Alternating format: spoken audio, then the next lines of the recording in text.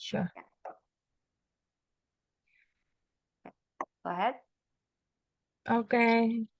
So, good afternoon, everyone. Thank you for coming for this monthly routine of Book Brewers. So, uh, without further ado, Pipit, let's start discuss about the title of the book and what it's about, and then the decision why you read that book, and then please explain as well the key takeaways from the books, and then if there's any questions or topics that you'd like to discuss with us.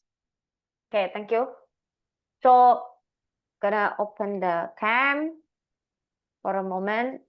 Right. So the book I'm reading is The Unnatural Selection of Our Species. Right now I'm 70% to it, and then I have put my summary. Let me open it. The reason why I chose this book is because some time ago I was interested in, I don't know, for some reasons I went back on reading about Hitler. Reading about Hitler, and then the eugenics, and then possibly in this TED talk, basically, one of the TED articles, actually, not the TED talk, they talk about how eugenics is now possible because of gene editing. So they don't even have to do it in a Hitler way, in which select who will marry who and then come up with the superhuman characteristics, something like that. So that what makes me interested in the book. And also, I have another WhatsApp group for book lovers, and they shared one of the books about this one as well. So it was easy for me to just print it out and then read it. The next one is, what is the question, Dia? Yes, can you please put the, do you have I'll list put of it in questions? the chat Thank you. box then. Yeah, I forgot from time to time.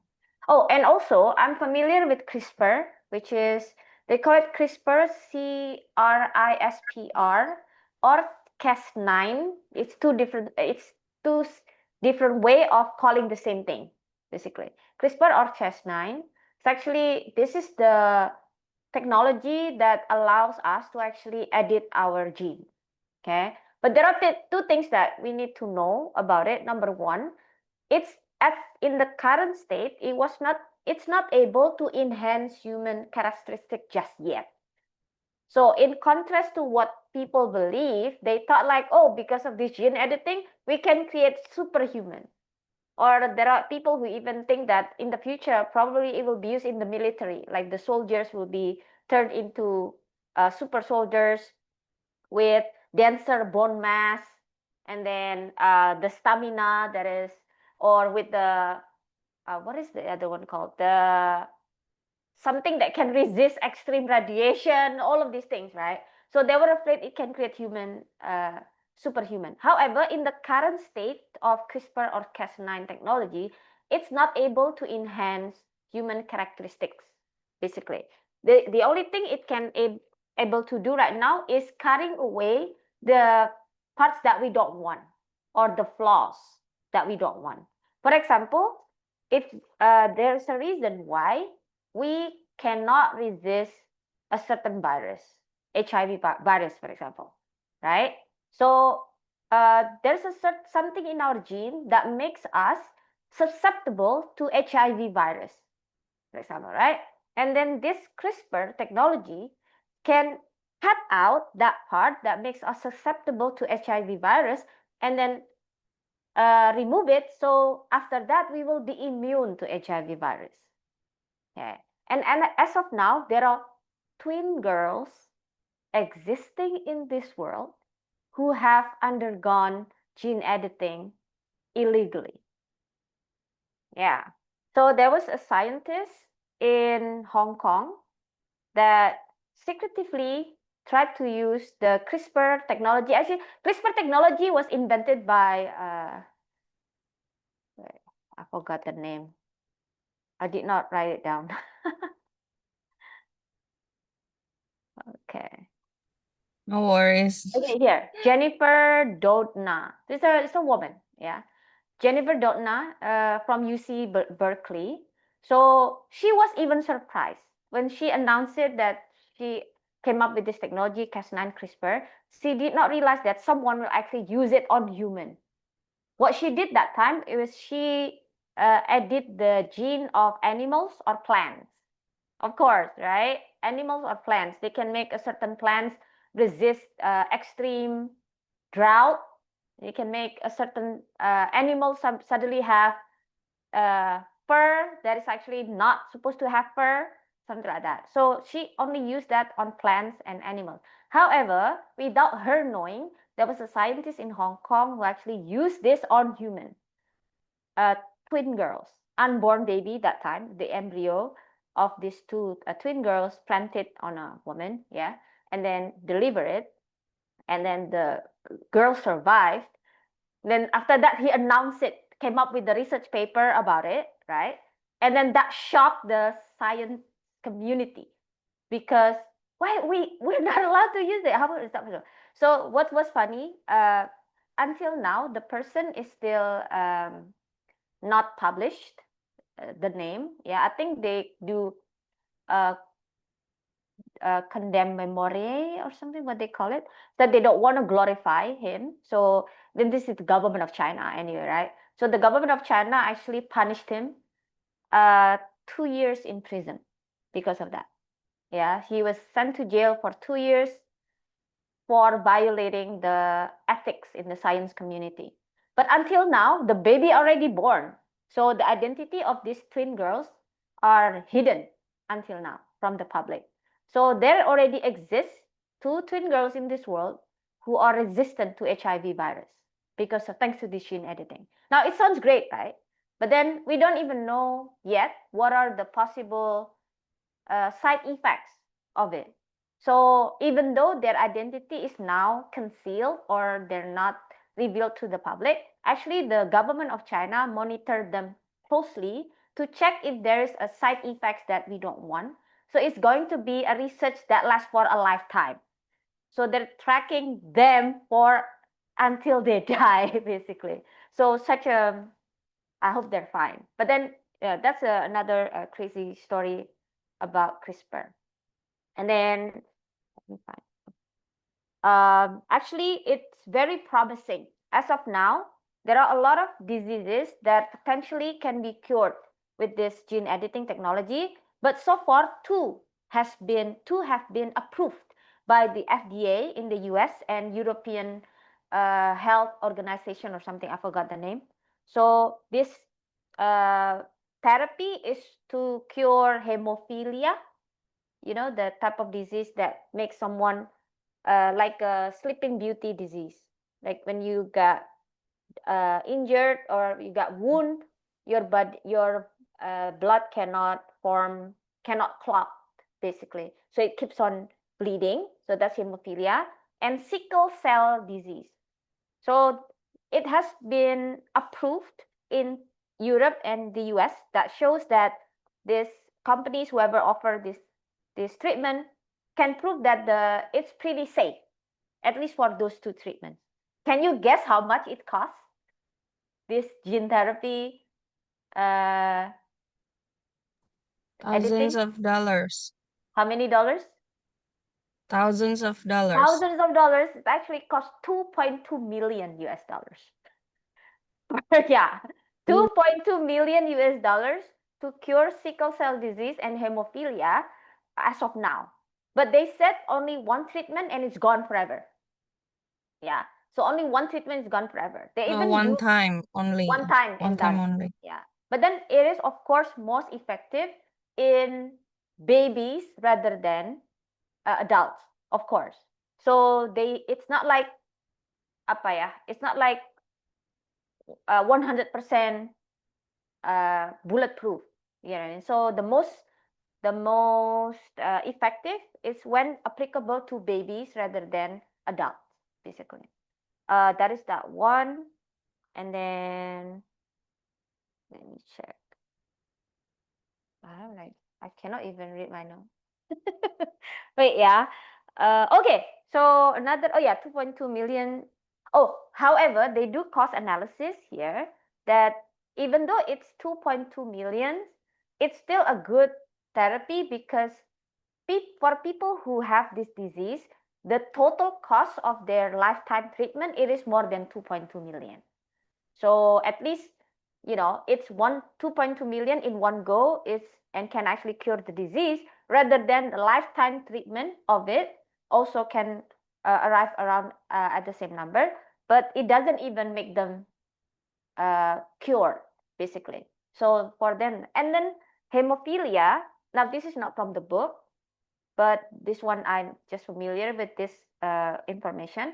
Hemophilia is actually the disease of rich people. I don't know if you heard about it. Yeah. The disease of rich people. One of the reasons that makes the risk increase during between rich people is because this happens when you marry within the same family. Yeah. So when the family are too close to each other, like say, I don't know, you marry your cousin or something, and then it happens several times or 7 generations, that makes the next generation prone to hemophilia. And as you know, a lot of these rich people, they want to keep the wealth in the family. That's why they don't want to marry people who are not as rich as them. They would want someone richer than them. So sometimes the only option is marrying their own family members, even though not direct nuclear family, but So hemophilia are known to be the disease among rich people, and they think 2.2 million is nothing to them anyway. So they still, there you go. And there are a lot of risk that uh, the people basically resist, yeah, because they're afraid of this gene. This is playing God, basically playing God, right? So afraid there are a lot of mistakes, and then because of genes, then the mistakes will be carried on, passed on to the next generation as well. It just takes one mistake, will pass on to the next generation. However, as it turned out, the current technology, they also comes with a fail-safe mechanism. Fail-safe mechanism. So if there's anything wrong that happened or unintended mutation, you can actually undo the mutation. Now they said, yeah. So it comes with a safety guarantee. They call it fail-safe mechanism. Anything that goes wrong and they found out, they can suddenly undo the mutation. So that's the only thing that somehow can make us somehow assured that whatever that goes wrong will not be passed on to the next generation. If we catch it, if we catch the flaws. If we do not catch the flaws, then terlambat, yeah, it will be passed on to the next generation.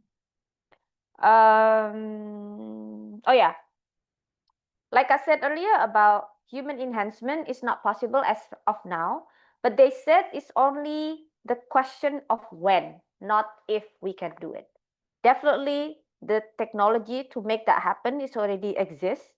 And then they already found the genes that can make us survive extreme radiation, the genes that can make us survive extreme cold, extreme dehydration, can create stronger bones and increase muscle atrophy and blah blah blah, basically. And all of these genes have been found already. So what we need to do is just the technology to plant these genes to an existing DNA, basically. So the CRISPR technology is the technology that works like a scissor that can cut something.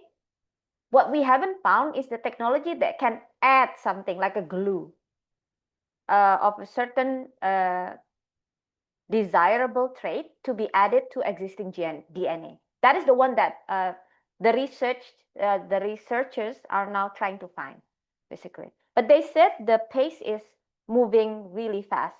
Yeah, particularly a lot of billionaires in the Silicon Valley, the same people who invest in all of this technology, IT and things like that, they actually invest a lot in this research, and also billionaires in Russia. Sergio Itkov, something I forget the name. He promised that in the next 20 years, it will actually happen, at least. according to his timeline, in the next 20 years, enhancing human characteristics are gonna come true. At least from his company standpoint. We don't even know whether Silicon Valley can even do it faster than 20 years. Yeah. And yes, that one. Uh, there's a worry that it will lead to eugenics, because if we are given the opportunity to choose, probably we will choose the same trait over and over again. You know, they want what type of traits over and over again to be copied numerously, and then after that it will lead to lower herd immunity. So you still remember herd immunity during the pandemic, right? So on individual level, some people will get stronger and stronger, more better, but as a community it will actually weaken the herd immunity. And last thing that, oh yeah, basically the same gene editing can also make virus, bacteria, and anything become more dangerous than before as well. So that's the dark side. Can make virus even more virulent, make bacteria even more mushrooming.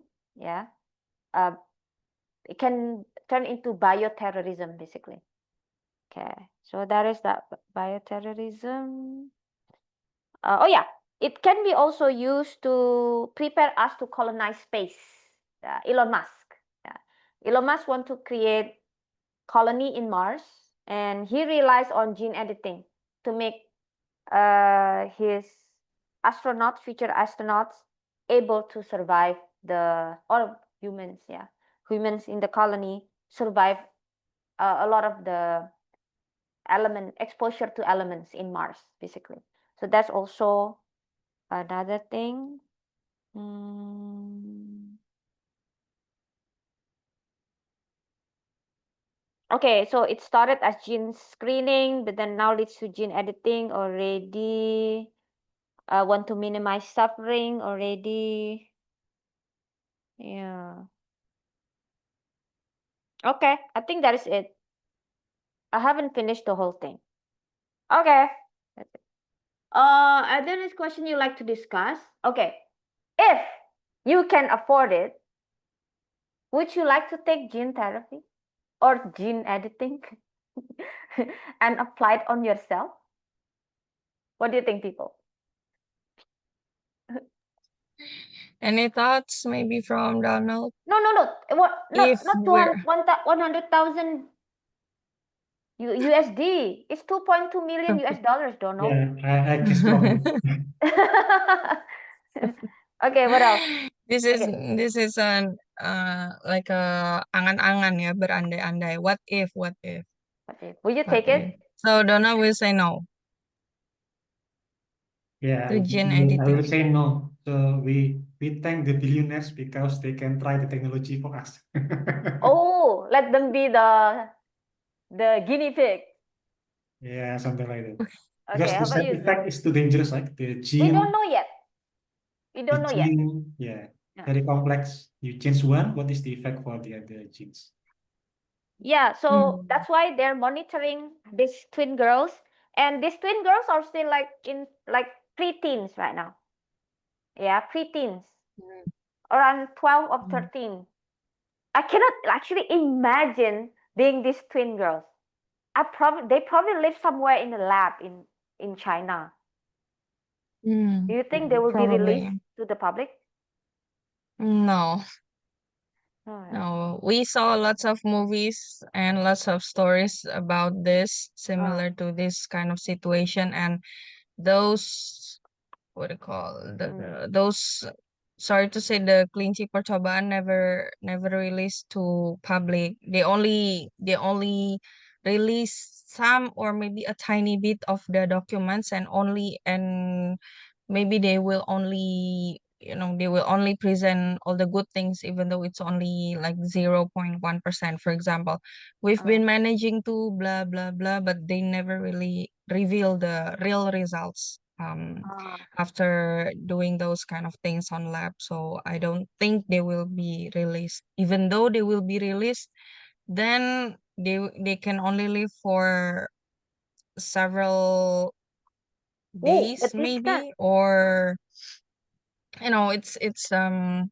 a negative thoughts actually, because we've been exposed to those kinds of horror stories. Or even if um they released or they reveal to the public, they will change their identity, they will be Yeah, moved totally. somewhere It will be else, scary. away from the public. So yeah. Oh, by the way, But they're 9 talking years about old. the I just gene checked. 9 years old talking right now. about the Oh, okay. Talking about the gene editing, can we choose which type of gene that we would like to edit? Now this Because you so can far choose, there's but we only can two, right? only, yes, but so far with the current technology, we can only cut out the part we don't want, not adding the part Mm. we want as of now. So if Ah, there's okay. anything you don't So, want uh mm, from your DNA, you can cut it out like a scissor. But we but cannot not add some. adding Yes, not yet. additional superpower gene. No, no, Not not yet. yet. Not yet. Okay. I'd like to edit I have this my skin is very prone to accident. Yeah, Oh, not prone to accident. scratches? Prone to scars, Oh, my scratches. skin. Yeah, yeah, yeah. So Sensitive. even just small scratch, or I cannot really scratch harshly like this, because it Mm. will leaves a very deep scar Mm. on my skin. And Something with your epidermis, yes. this is what we call keloid. Okay, Lloyd. Oh, I thought it's epidermis. I don't know. Epidermis, no? But it's been here. I mean, my mom has it, my grandmother has it, and also based on my mom's story, her grandmother has it as well. Mm. So making them, when they cook, or when they basically, if they do Yours? domestic tasks in the kitchen, even if they cut something, they will leave a very big scar on it. So Mm. um I would like to edit that, because I don't wanna I don't wanna be like, whenever or whatever I'm doing just small things, then there will be like a tiny scar on it. So I'd very much very I would really love to delete that. Not just edit, Okay. but delete those keloids. So to have a Normalize. thicker skin, or yeah, or maybe like a very very fast of healing process. And Mm. then when the healing process done, it will be come back to normal. But because as of now, whenever the healing process is takes so long, and it cannot be back to normal. So Mm-mm. yes, there is a like a tiny scar here. Usually it will take like 2 to 4 weeks. For me, it will be twice. Um, will be healed around 8 weeks, and then when it's really healed, it's not gonna be the same as before. So Mm. there is always some tiny scars where everywhere. So Okay. Yes, if I there is I have any, yeah, to drive. you're Okay. going. Any question before I can answer? Yeah, I have a question. Yeah. Go How ahead. do you, yeah, how do you compare the importance of gene editing technologies with other technologies like AI and then the nuclear fusion or energy revolution? So these are all breakthrough technologies. How do you compare the importance of gene editing to those technologies? I think probably it's almost the equivalent of AI, but in a health technology. Because potentially right now, there are a lot of diseases that cannot be cured because it's genetics, including autism, a lot of people have Down syndrome, all of these things. They said they cannot cure it because it's already in the DNA. So if we can cut this out, I think potentially can make younger generation, the next generation becomes much healthier than right now. We just need to make it affordable, I guess. So that's probably, I can say, it's almost comparable to that one. And if it's really true, they're gonna find the glue to actually can add the desirable traits to DNAs. That's even gonna be probably even be the nuclear of this. That's gonna be an arms race between countries to develop superhumans, I think. Yeah, simply put, right? Like if you know how to add a lot of these good qualities to humans, I think there will be arms race to make that happen. Yeah. And actually, there's a rumor that China is doing it already in their backyard lab, not telling the world. Okay, I think it's comparable to that. Yeah. Yeah, so maybe there is a race between organic and non-organic forms. Yeah. The organic, the weapon is gene editing, the non-organic is AI. So we are Yeah. I have an existential question though about it. Like if we edit the genes of the next generation, can we still call them our keturunan? Right? Are they still our descendant? Because it's no longer our genes 100%. So I think if people care for, they said passing on your genes to the next generation, this is in reality preventing you from doing it, because the one you will pass on to the next generation is actually technology generated DNA. So it's no longer your progenitors. Anyway, I have to go. So I will listen, yeah? Okay. Bye, guys. Okay, thank you, Pipit, for the explanations of the book. And will Suryani go next with your book? Yes, can I be the next one? Probably seems like very nice listening to you guys all. Things like that. Thank you. Also, wait, where did I saw? Noise of Law in Human Judgment, Daniel Kahneman. She Are will you still present reading after it? Donald. She will present after Donald. Yeah. Yeah, it's very thick, so yeah. Okay, so I will Mhm. skip you to Donald first, yeah? Is that okay? Yeah. Yes. Okay, Donald, you may present the book, please. Okay, thank you, Dias. Thank you, everyone. The book that I would like to present, the title is The Age of Wonder. The subtitle is How the Romantic Generation Discovered the Beauty and Terror of Science. The Romantic Generation is the generation between about 1750s, actually 1780s to 1830. So about 50 years, from 1780 to 1830. The beginning is the journey of Captain Cook. If you have ever heard of Captain Cook, he traveled around the world in around 1760s, I think.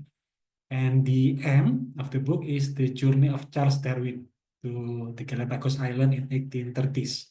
So this book is about the span of time between these two voyages. And the reason why, let me read the question. Yeah. And it's about the second not industrial, but the second scientific revolution. So there was the first scientific revolution, and actually I shared the book a few months back. The title of the book that I shared at that time is The Clockwork Universe. It talks about scientists like Isaac Newton, for example, Galileo Galilei.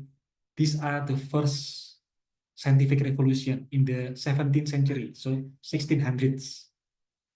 But then, about 150 years after that, there was the second scientific revolution, which is covered by this book. So that is also the reason why I want to read this book. The second question from DS, why did you decide to read the book? It's because I really enjoyed the book about the first scientific revolution, the Clockwork Universe. So I try to find another book that is similar, that also explains how people think and the revolution in an age. And I found this book, The Age of Wonder, and it is about the second scientific revolution. So I think it is a natural continuation from the previous book, but by different authors. And the key takeaways that I get from the book is, yeah, there are many. First of all, we have to be thankful and grateful because we live in this age. Because there are, and that is one reason why I like to learn history, because there are so many things that we take for granted today is actually a recent invention. And generation in the past, they could not enjoy the same benefit. For example, one thing mentioned in the book is even in the early 19th century, that's quite recent, history-wise, in the 1800s, people still didn't have anesthetic. Meaning if you undergo a surgery, you undergo a surgery with full consciousness. And it is very terrible experience. Very terrible experience. Imagine if you get, yeah, all kind of surgery and the knife just cut through the flesh without any anesthetic. And that happens until mid 1800s. So and it is actually I think it is one of the most underrated technology for today. We take it for granted. We do not know just how recent it is for us to be able to undergo a surgery without pain. Sorry, Donald. I Yes. thought like in the past they used to make the person drunk at least. So it's not gonna be that painful, even though without anesthesia. Is it true? Or make them take something that like hallucinogens, like marijuana or something, which is 1,000 years old, the invention. But is it true that even though without anesthesia, they can still use all of this to alleviate the pain? That is not mentioned. That is not mentioned in the book. So I guess that might be in other parts of the world because this speaks about Europe. And actually, in the book it is mentioned about the stories of people who undergo the horror of this surgery. So I think maybe that's in another place, like Egypt or Asia, but not in Europe. And another thing that I learned from the book is the importance of self-education, just like what we do here in our book club. One of the figures that is covered in the book is Davy, Humphrey Davy. I'm not sure whether I pronounced the name right. He was an inventor in the early 1800s, Humphrey Davy. He was the mentor of Michael Faraday. If you ever heard Michael Faraday, Michael Faraday was the inspiration for Thomas Edison. So this is 2 generations above. And Davy was self-educated. He didn't go to university. He only read books. And he learned another language. At the time, he learned French. And that opens the way for him to read chemistry books from France. At the time, the greatest chemist, I think Lavoisier, was a French, and he read the book. And from this, he made many inventions, Davy, and he became the president of Royal Society, the scientific community in Britain at that time. And he was very curious. He also merged science with art, because before he became a scientist, he wanted to become a poet, someone who created poetries. And actually, even throughout the scientific career, he still write poets. So it reminds me someone like Steve Jobs, maybe in recent history. He is good at technology and also at art. And this is something similar with Davy. And he said that the insight and the thinking of the genius in science and art actually are similar to the insight that people like Newton and then Da Vinci, Michelangelo, Beethoven, all these people, they have similar kind of insight. So because he was good at poetry, he can have this kind of insight. And he also used scientific methodology. Nowadays, even in high school, I think, or maybe junior high, we are talk about scientific method. You must get the initial data, and then you must form hypothesis, then you must test your hypothesis. This was refined during this period by Davy and the people in this generation. Because at that time, in the first scientific revolution with Isaac Newton, there was still no chemistry. There was only alchemy. Alchemy is the science that people want to try to convert things into gold.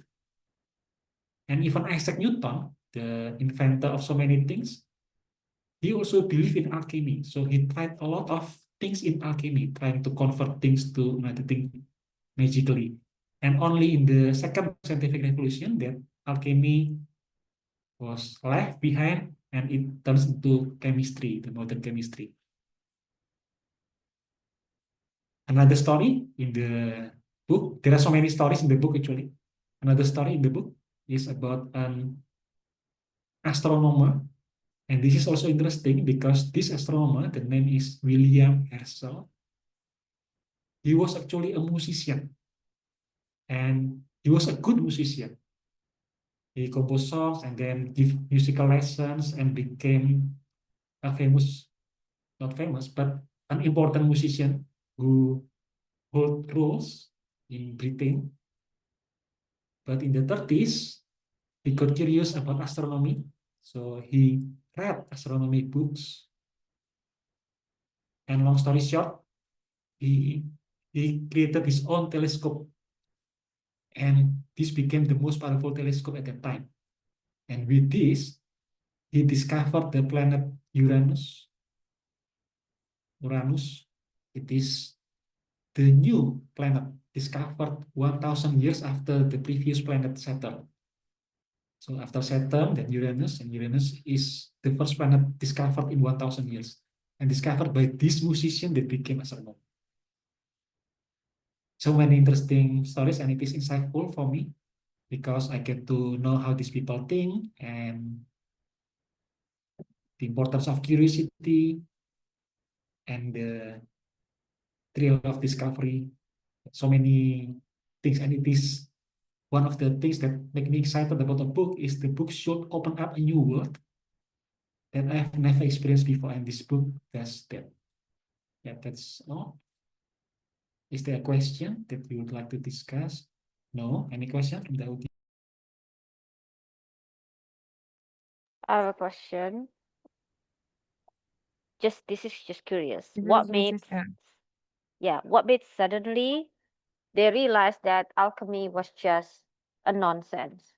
What was the turning point that made them suddenly, okay, it's time to move on. It's a waste of time.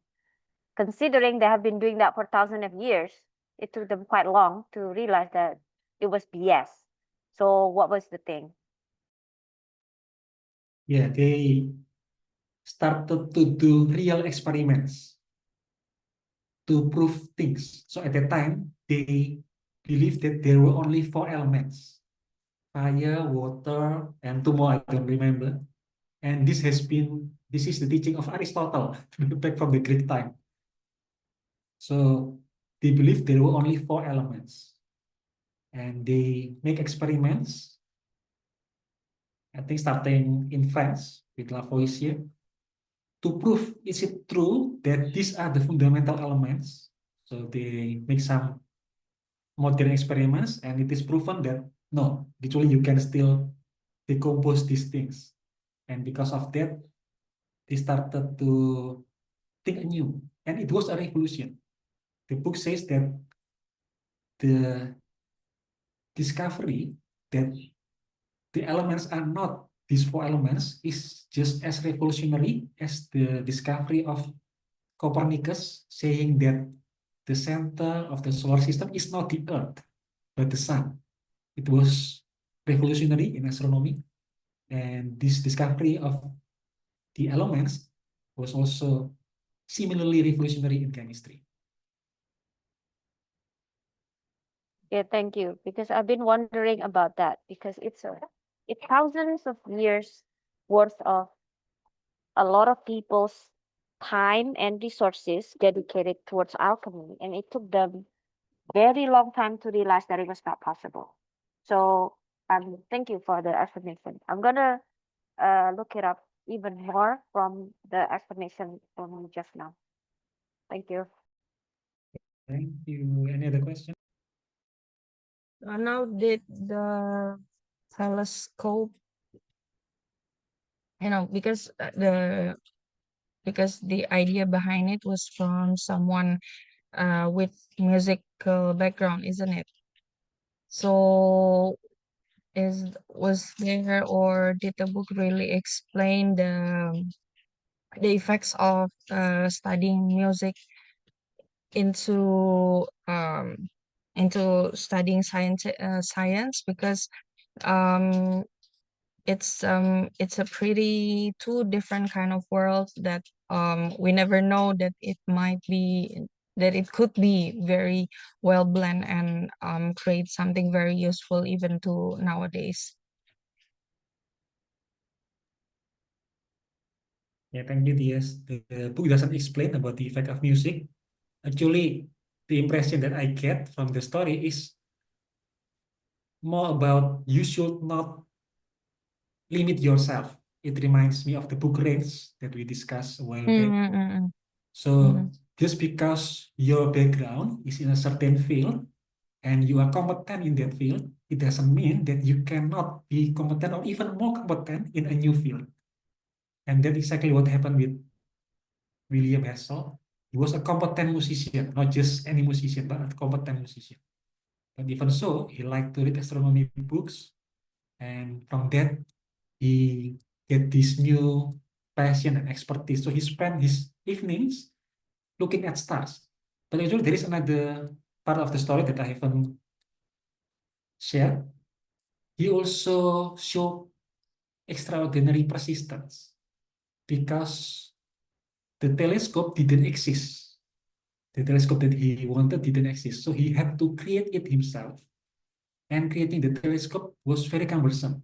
He sent a letter to the optical manufacturers in London, and nobody had the component that he needs.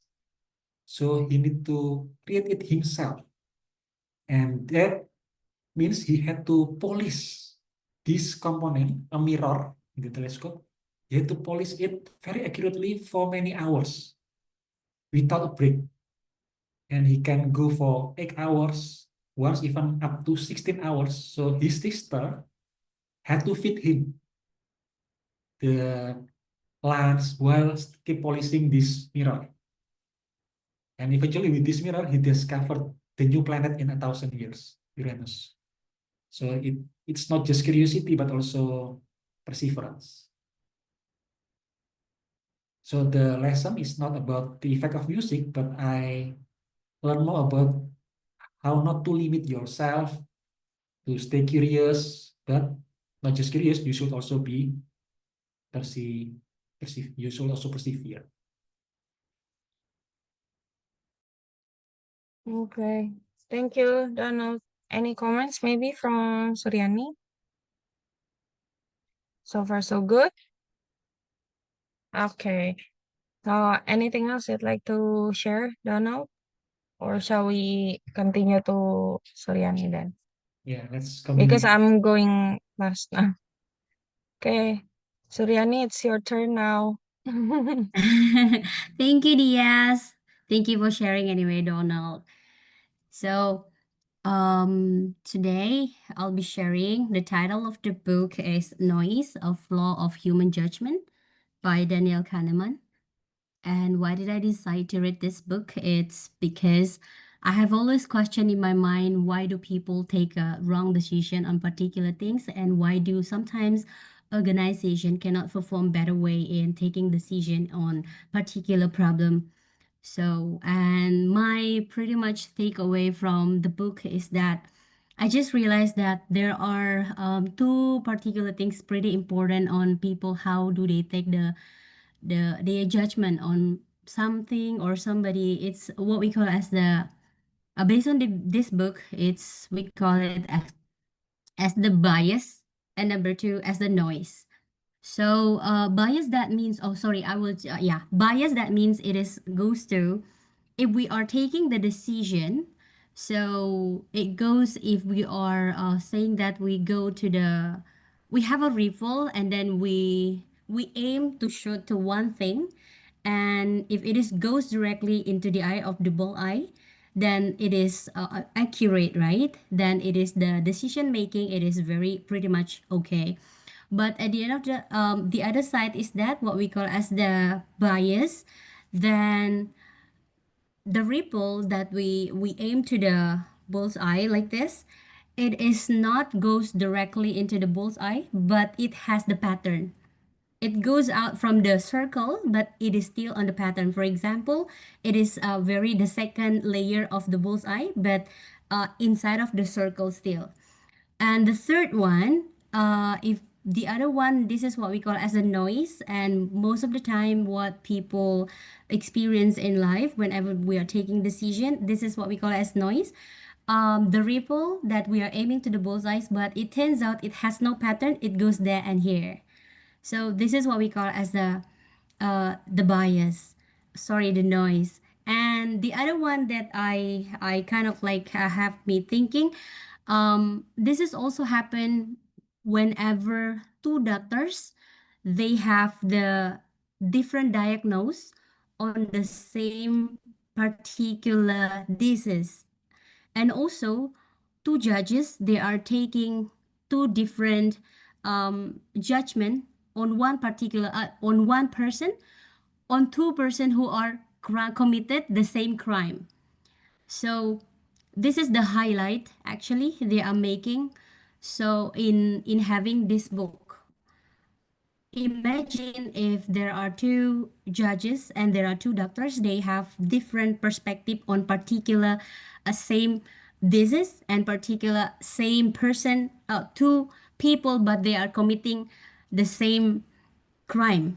They are taking they are given the different punishment on particular things. So what I learned from this book is that whenever we are making a judgment, then it we should understand that we need to go with the hygiene decision technique. So during, let's just say, during our time doing interview with one person, then most of the time the interviewee will be judged based on the capability of the person who are doing the interview with that person. The interviewer with the interviewee, right?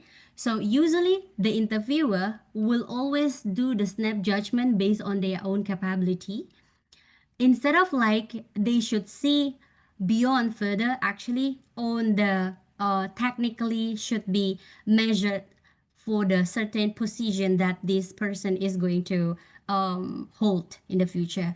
So um, the thing that my takeaway again is that I guess instead of like it is keep on telling us ourselves like based on our standard on how we are taking decision, we should go further as what we call as the decision hygiene technique. Most suitable for a given situation depends on the type of judgment. Let's just say, for example, evaluation performed by state official or through the case study. So instead of only seeing what comes on the top of the first layer, we should go through, we should see deeper on that.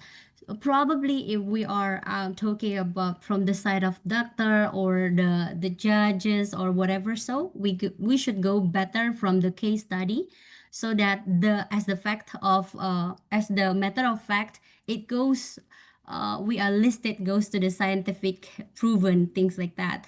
But during the time we are having the interviewing session like this, I guess that we should go further into what the job vacant should cover, instead of like the appearance and what we do the snap judgment to this particular person. So yeah, that's so far because I haven't finished this book yet. It's only half of it. But I guess the hygiene technique of taking the decision, I like it the most, I guess. So it should be fair and square in taking the decision. I guess that's it. Diaz, Donald, and Miss Pipit. Thank you, Suryani. Actually, I'd Yeah. like to make a comment about the book Noise because I think this is the third book from Daniel Kahneman, isn't it? Yeah. I think don't we read the Thinking Fast and Fast and Slow with slow, Book like Brewers? I forgot 3 or 4 whether years it Yeah. ago. was Yeah. last Yeah. year or 3 way, years way, ago. way, I don't way know, but back 2000 something, 2020. I forgot because it's been a long time. And then I haven't read Noise actually, but the pre-hook of what the book says about is kind of reminds me a bit uh the book by Gladwell called Blink. So I don't know if you have read that as well, but making decision based on experience or based on judgment, and then based on instinct, based on your feeling is really complicated, and and I do personally think that we need lots of guidance on that actually. So um yes, Pepe, correct, pandemic era. So um does this book really help you in making judgment or making decisions so far? Just a tiny judgment. We don't talk about what should I do for this Republic of Indonesia. No, just a simple judgment when you go to, for example, if you go to Warung or when you go to Indomaret, Shopping. which Yeah. brand should I choose or which drink should I take? So can you really apply those theory from Daniel Kahneman on your daily life? Well, I still have to say that I'm still learning because you see, yes, we're working, we meet a lot of people along the way. Sometimes, if Mhm. that person really push us into the level of our patience, I think that the snap judgment will still go like, oh, why are you still on earth? Probably kind of things like that. But at work, whenever I'm taking some decision on the teachers, I this be a bit. I bet that I am still using my yeah. I learned kind of like, oh, I should not judge this teacher based on this because sometimes there are students, parents, and teachers like to ruin the day or example kind of complain this and that.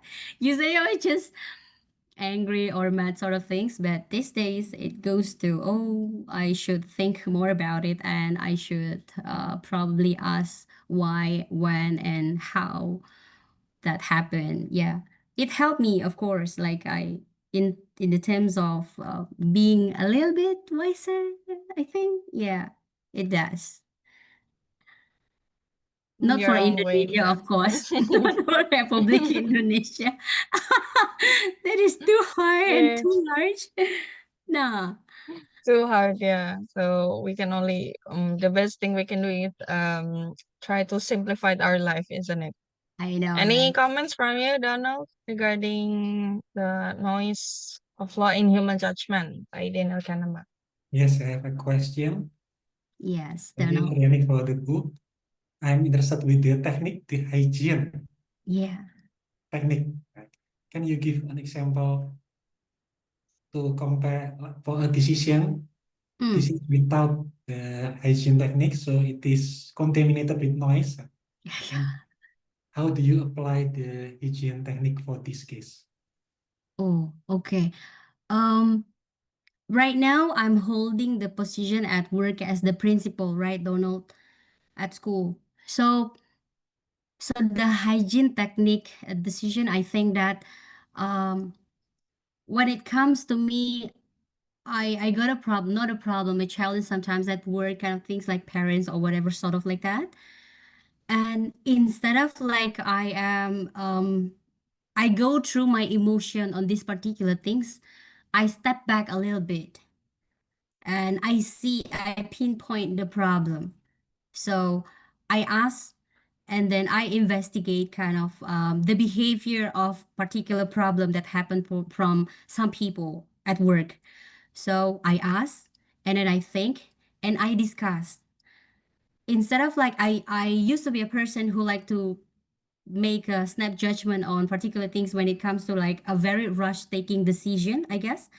So the hygiene decision making, it is very, it is not the same as what we are I am doing most of the time. Like I usually like to take a decision on particular things like very rush, but this time then I started to think more on what is the good thing and what is the bad thing if I take this kind of decision, and I discuss with the team instead of like I take my personal decision on a problem or the challenge that I face during my working time. So yeah, the pros and cons, like I go through that one. I think that it helped me along the way I'm working.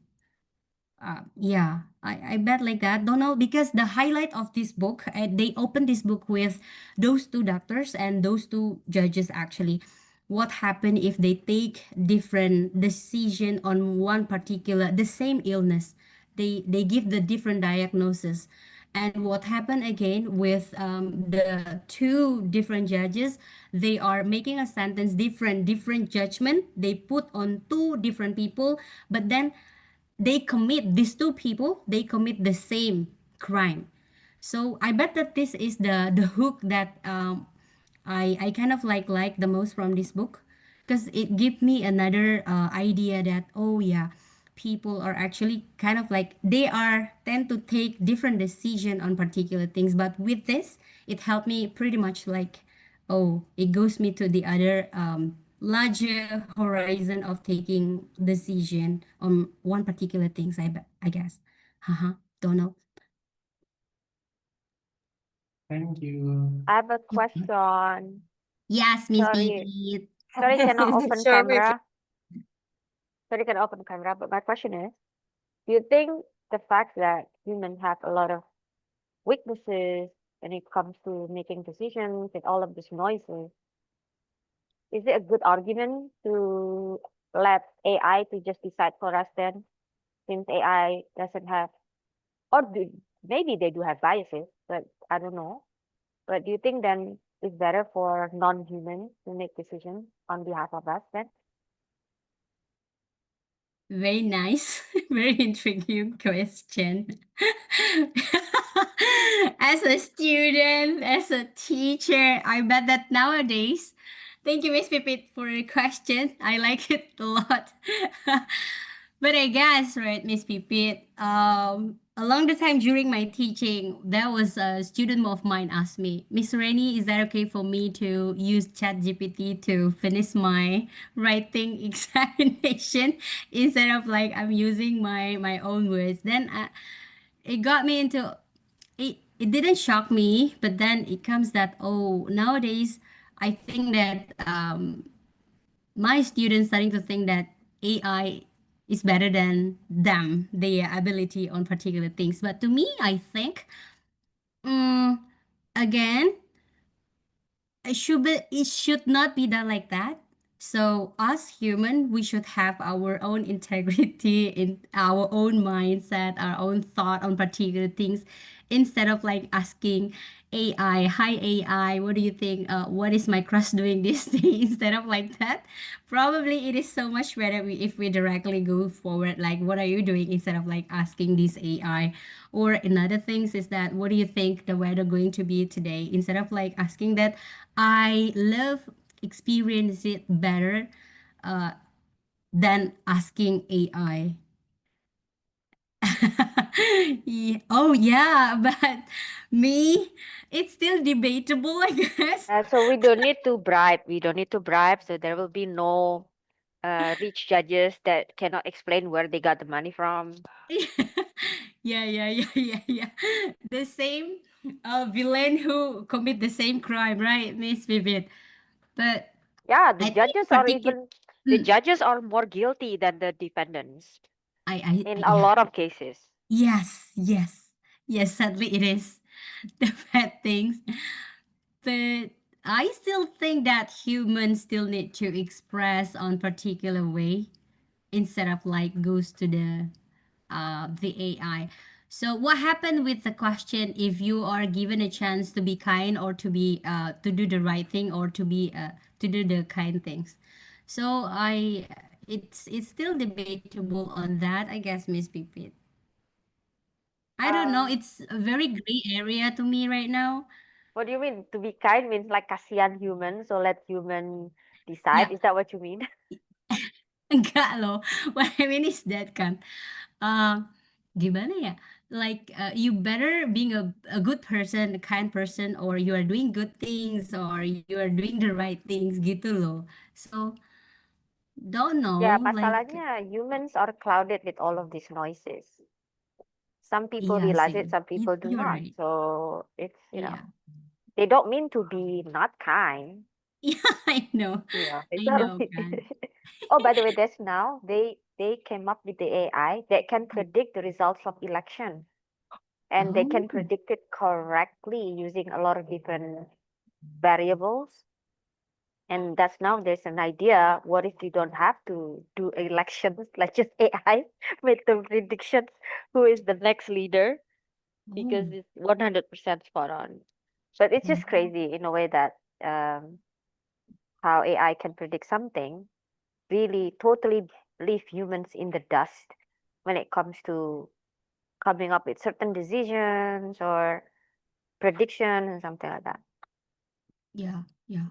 This in this area, I think couldn't agree more with you. But these days, people are coming up with AI help with a very lame question, I guess, sometimes. Like, Yeah. I don't know. Unfortunately, Mm, just like the internet, mostly is used for entertainment rather than for something productive. Yeah. that's what I'm trying to figure out. Yeah. Yeah, you pinpointed correctly anyway. Thank you, Miss Pipit. Okay, I think is that all from Suryani? Anything else you'd like to add? I, No, I just yes, want to thank comment. you. Sure. Oh, yes. Okay, Uh, thank you. So, okay. Oh, now it's Yes, okay. yes. Uh, Donald has a comment, he said. uh yeah, I want to comment Pipit's statement visually. okay, to Yeah, according to Yuval, AI has its own bias because the AI is trained by using data, and the data is created by human and curated by human. So the bias in the data will transfer to the AI. It is in the book Nexus, I think. I see, I see. Yeah, I remember that now. Um, it will lead to nonsense after that. Like if they generate content and then learn from each other, not from humans, suddenly it will lead to they come up with nonsense, this AI. I forget the term. Yeah, I remember. Yeah, the data itself already biased, so then their decision somehow become biased. Yeah. I don't know how data can be biased is also it's very oxymoron in my opinion because we always think that data is something supposed to be objective but then turned out to be subjective even. So what can we pegang then if even data is subjective? instinct. That is even more subjective. Full of noise. Noise everywhere. Noise everywhere. Right. Okay. Thank you, everyone. So, um, okay, I think it's my turn now. Yep, it's my turn. So, this is the book, same as last month. It's a Psych 101, but for this session, I'll be discussing about the chapter where they discuss about art therapy, the art of getting better. So based on the psychology science, it says that art is an extremely expressive medium. So it has the benefits of helping people to communicate, and then Oh, she's gone. I Press the guess. wrong button maybe. Internet And it's connection. funny, she said she lost when after she said communicate. Hello, Dia, she's back.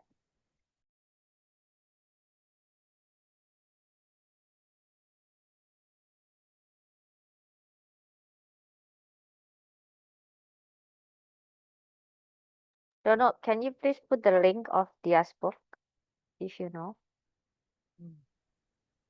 Itu dia. No, I don't know because I do not know Okay, the I'm book. back. Sorry, it was, I think, a sudden, internet bad signal. So, okay. Am I audible? Yep. So I'm What is the continuing with the complete art title? therapy. What is the complete title of the book? Your book? Right? 101, right? Psychology 101? Yeah, is it? Yeah. Hello, hello, hello. Yes, yes, go ahead. Yes. Okay. Okay, sure. I'll continue then. The art therapy is being used by the psychology to improve person's mental health and can be used to treat psychological disorders. Part of the therapy for each individual. And then the next question that they discuss in this chapter is when to use the art therapy. Is it better when someone has already received the symptoms or already received the diagnosis that they have certain obstacles in their mental health? The answer is kind of between yes and no, because the art therapy is really customized, and it's for example, it's for the children struggling with learning disabilities, people with mental health problems, and then even adults that's struggling with stress. So if you notice that I think 3-4 years ago, suddenly Gramedia, if you go to Gramedia a lot, there are lots of color drawing therapy book where we can color, where we can put any colors that we want on those books. It's actually part of therapy, and has been proved that it can improve our clarity, and then improve most of the things that will affect the most is our calmness. That's what psychology says. So, but then this chapter also mentioned that art therapy is not recreational activity, so it's two different things. That's why it's a bit biased when the word healing. You remember when the pandemic started, they said that it's time for healing, it's time for healing. Then what they meant for healing is going somewhere to get a recreational activity.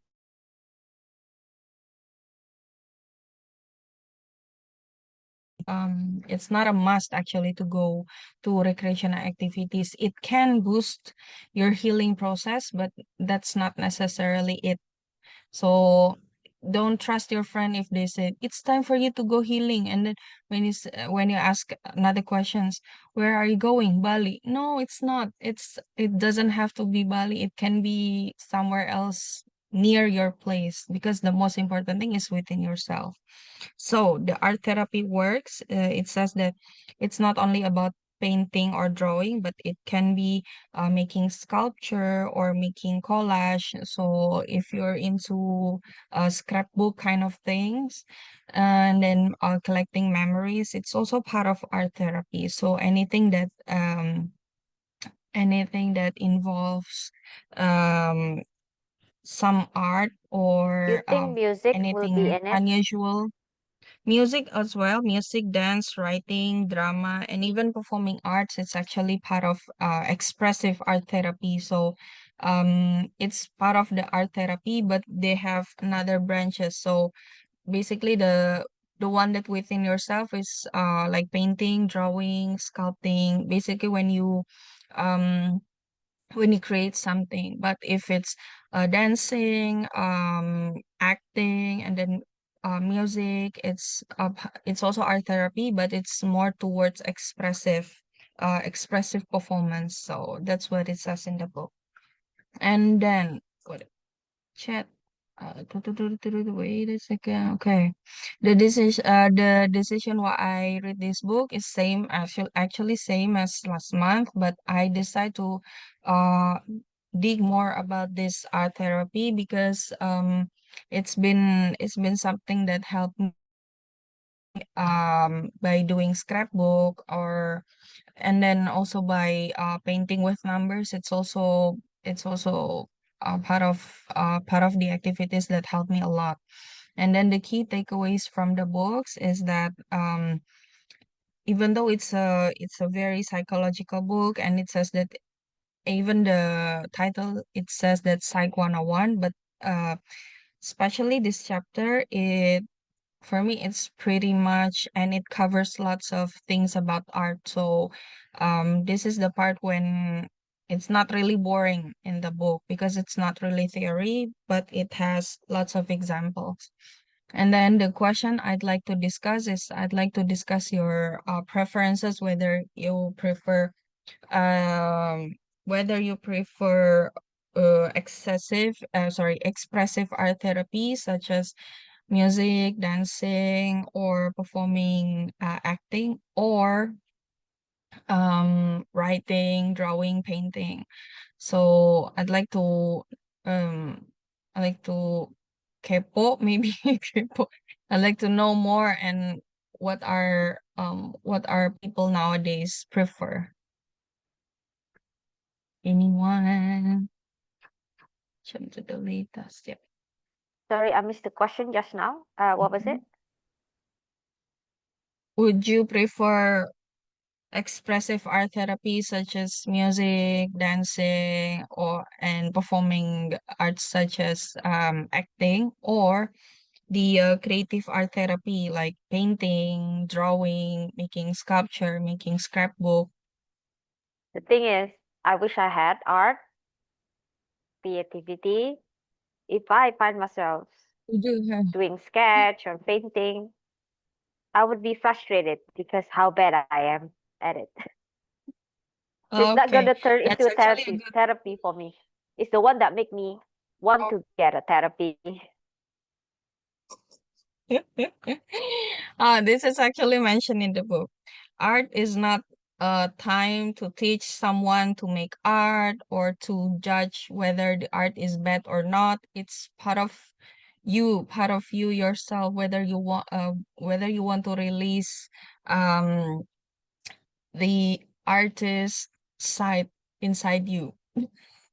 So so it's actually if you do like sketches, and then you'd like to make like a doodle, or anything else, it's actually good for you, and you don't have to worry whether it's look good or bad, unless you want to sell it, and you want to be, you be a painter, and you will take that job as part of your daily life, daily routine. Then you should take more concern into that. But as far as I know, no one is really creating paintings for a living, aren't we? I think most of you guys are, um in education, and then in office, in corporate. So it's actually a balance between what you're doing, and then what other activities that you are highly recommended to do it. So with it, no worries. If you'd like to sketch, just sketch whatever. Thank you. It's time to tap. Anyone else would like to make a comment or ask some questions? Mm, Diaz. That you being kepo, then I will answer your kepo-keponess lah ya. Sure. So I think the therapy, the art therapy, I go more to the expressive one because I love singing. Mm. Yeah, Oh, okay. yeah. Good, So good. when I have a rough day, I guess I will just disturb my neighborhood with my voice, probably kind of things like. It's a good thing that we have karaoke, no? Because Yeah, yeah. it's a good place for you, I'm especially very if safe, you would right? like to. Mhm. Is It's a good place for you to sing and practice then. Yes, but yeah, that's it. Maybe for me. Thank you, Diaz, for telling us Thank this. you, Isurian. Oh, I wish I have a good voice, but nevertheless, I still go to karaoke if my friends ask me, That's definitely or when therapy. there is That is a, therapy. nowadays office event also including karaoke. So it's not about whether you are good in singing or not. It's about your confidence in making But be everyone careful. suffer. Don't make our Careful. friends need therapy because of our voice. Yeah, yeah. To make it the other way around. Okay, okay. Noted. Thank you. So, any questions maybe from me, Donald, or comments? Otherwise, because it's already 14:23, so You guys need to take a photo and then I will insert my own photo later. I cannot turn on cam right now. mm, okay. Oops, too right. Yep, yep, yep, yep, yep. Who will take the screenshot? I can take a photo, although I'm not included. Okay, one, Uh, two, done. Yeah, thank you When is everyone. the So, next one? yeah, Or next week? thank Next you. month, I mean. Yeah, so next month will be on June 14. June 14, yeah. Okay. Yeah, I can set All up right the. then. See you June 14. Bye guys. Bye, Thank you guys. Thank everyone. okay. Thank you. you. Thank you.